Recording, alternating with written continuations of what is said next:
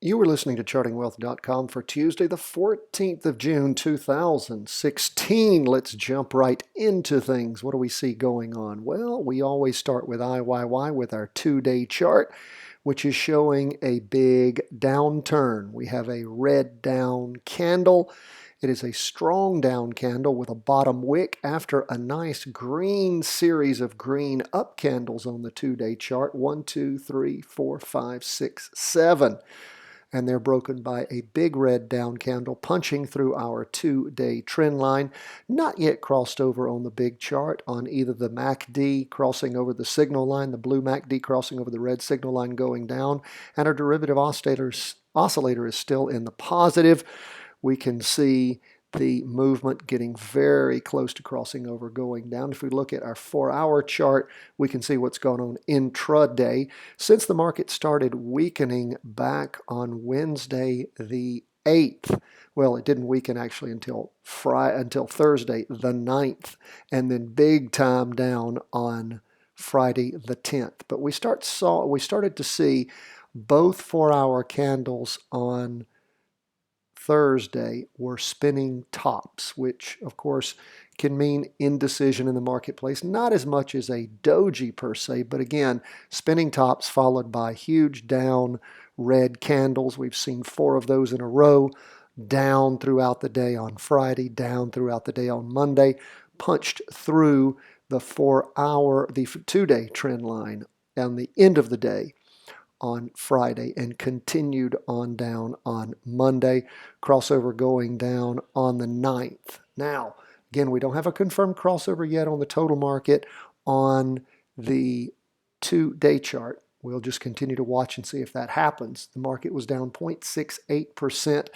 S&P 500, as represented by SPY, was down 0.78%. Again, punched through its 2-day trend line. It is getting much closer to crossing over. Wouldn't call that a crossover yet. Derivative oscillator still in the positive.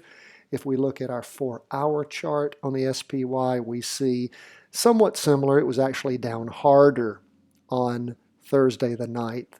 Then a spinning top, a green spinning top in the afternoon on Thursday the 9th, then down hard on both the 4-hour candles, the half day. So 2 of those on Friday down, 2 of those on Monday down.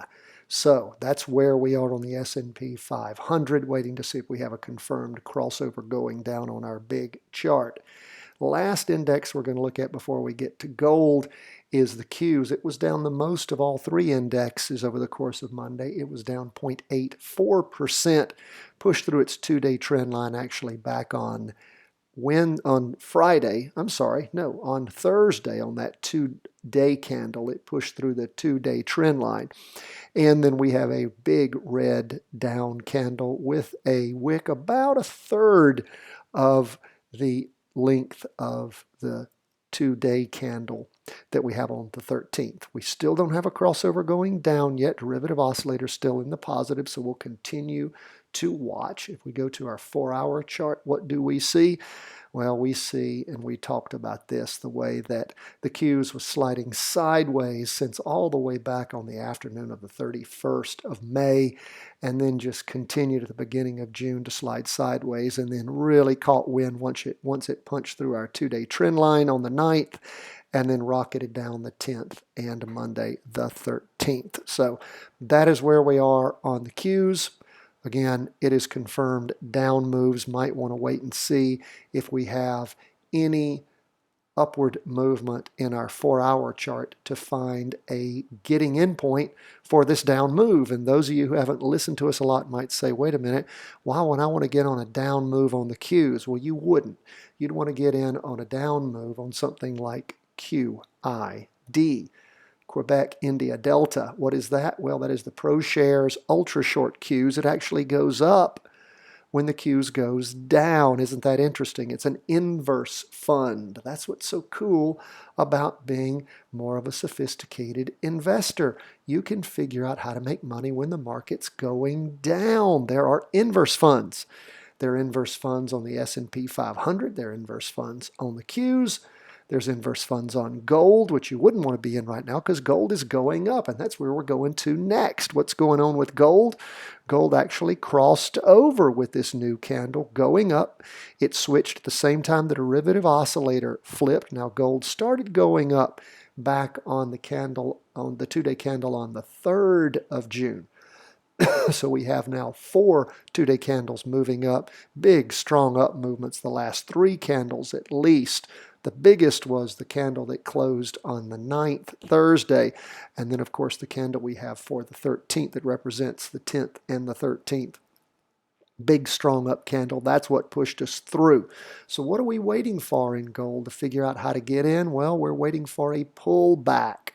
If we have one in gold, crossed over on the 4-hour chart back on the 3rd, we're waiting to see that 4-hour chart make us trust it again. It's been giving us some trust since about May. It gave us a good flip over going up back at the end of April, and a good crossover going down around the 5th of May, and continued on down and then flipped over and has been rocketing up since that point. So again, we will continue to watch. We trusted the 4-hour chart as a trading chart up until about Christmas time last year. It was a great chart then. Gold needs to really be moving for the MACD to give us some hope of being able to use that 4-hour chart to really chart it. Otherwise, we go back to our tried and true method of the 2-day chart with the 4-hour chart as our activation chart, as opposed to our trend chart being our 2-day chart. So we're waiting for a rollback in gold till we can find a place to get in as that 2-day chart continues to rocket up. That is where we ended the markets on Monday the 13th. As we go into Tuesday the 14th. We so appreciate you being with us. We love to hear from you. Follow us on Facebook, Twitter, Instagram, YouTube. You have questions, concerns, we love to hear from you. Go to the website, chartingwealth.com. Email us. Make sure you sign up for our email newsletter. You'll receive our reviews every day, plus our weekly review and forecast. If you've not heard this week's yet, you need to get it. It's available at the website also. And again, you get everything if you sign up for our email. You'll also get all the trainings that we put out. You'll get an email on those as soon as they are pumped out. In addition to that, you get our How to Read a Stock Chart video, the link to that, and you get the link to the charting layout that we use at freestockcharts.com. All of that for free. Remember, we're an education firm. We are not a stock calling service. We do not give you advice on trading, on investing. We just ask that you learn to read the charts. Then you make up your own mind and you make up your own investing decisions. Hey, that, my friends, is empowerment. We appreciate you. You appreciate us. Go to iTunes, sign up for our podcast there. Give us a 5-star rating. Say something nice about us. It helps us in the metrics so much. God bless you. Thanks for tuning in to chartingwealth.com.